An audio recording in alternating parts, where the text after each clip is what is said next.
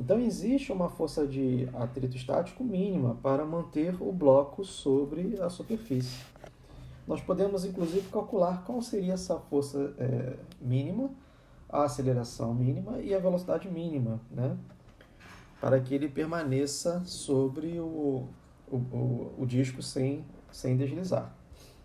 Então, enquanto a velocidade angular ômega é pequena, a força de contato, né, que nós já explicamos aqui, do disco sobre o bloco, vai ser suficiente para manter o bloco sobre o disco em rotação.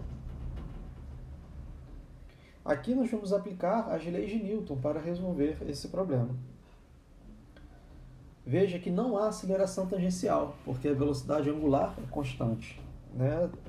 Vamos supor que ela atingiu um valor máximo, nesse valor máximo, ômega é constante.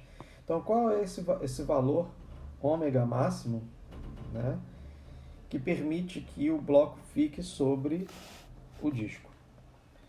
Então, sobre o bloco, há duas forças.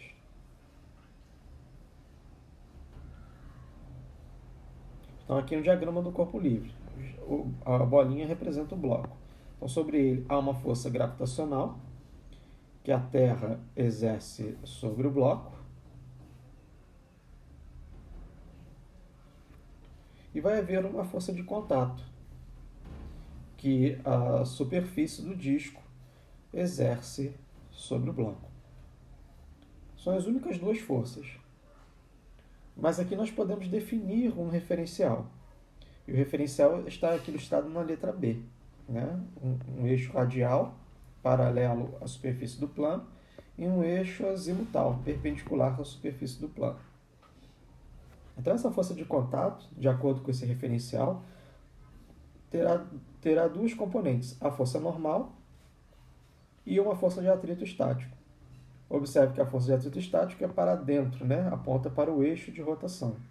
E a força normal é paralela ao eixo de rotação. Então, como nós podemos aplicar as leis de Newton? Vamos aplicar considerando cada direção. Ao longo do eixo radial, há a força de atrito estático, e ao longo do eixo azimutal, há a força normal. Observe que, nesse caso, a força normal equilibra a força-peso. Então, vamos aqui resolver o problema. Então, a partir da segunda lei de Newton, né, nós temos que a normal equilibra a força-peso, como eu acabei de dizer.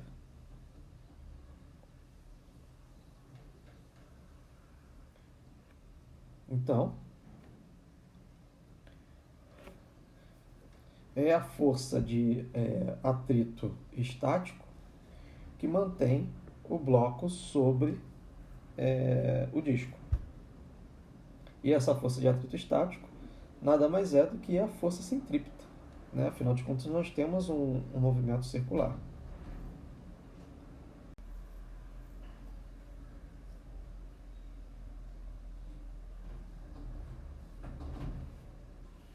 Então, vamos efetivamente agora usar a segunda lei de Newton, né? Então, vamos escrever aqui. Somatório das forças sobre a bola, sobre o bloco, perdão, é igual à massa do bloco vezes a aceleração do bloco.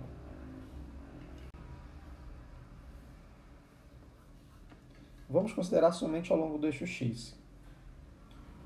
Então, a força de atrito estático, que tem a direção do eixo x, vai ser igual à massa do bloco vezes a aceleração do bloco. Então, veja que essa força de atrito não faz o bloco ir para o centro. Essa força ela vai fazer a velocidade tangencial do bloco mudar de direção, sem mudar a magnitude. Porque esta força de atrito estático ela é a própria força centrípeta. Então, a aceleração do bloco é igual à aceleração centrípeta. Então, podemos escrever que μ estático vezes a normal, que é a definição de força de atrito, vai ser igual à massa do bloco vezes a aceleração centrípeta, que é a velocidade tangencial ao quadrado dividido por r. Aqui nós sabemos, né, que no eixo vertical, né, no plano, no movimento no plano, a normal é igual ao peso.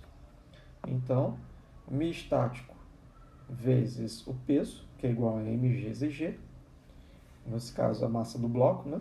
Vai ser igual a massa do bloco vezes a velocidade tangencial ao quadrado dividido por r. A massa do bloco se cancela. Então aqui nós podemos tirar algumas relações dessa última equação.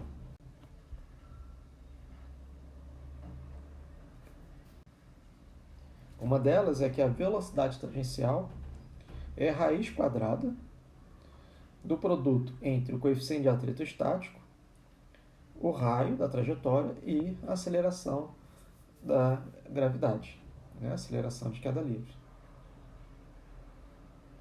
Então, essa é a velocidade máxima que o bloco pode ter sem deslizar sobre o disco, né? Sem que tenha uma aceleração tangencial, por exemplo, né? Porque se ele deslizar,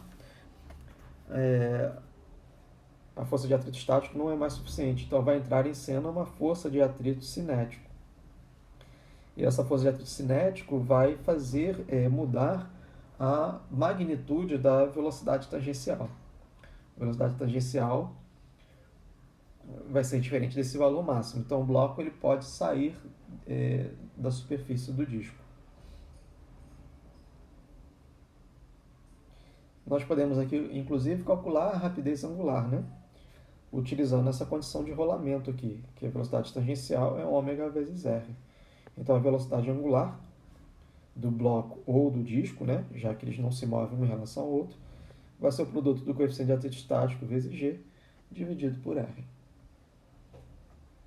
Então aí está a solução desse exercício. Então lembre que se a velocidade angular aumentar, né, se esse ômega aqui aumentar, vai aparecer uma aceleração tangencial. Logo, uma força tangencial sobre o bloco. Né? Então entra em cena uma força de atrito cinético, e essa força faz o bloco sair pela tangente, pois a força de atrito estático não é mais capaz, né, de sustentar o bloco sobre o disco, né? Não consegue mais mudar a direção do vetor velocidade.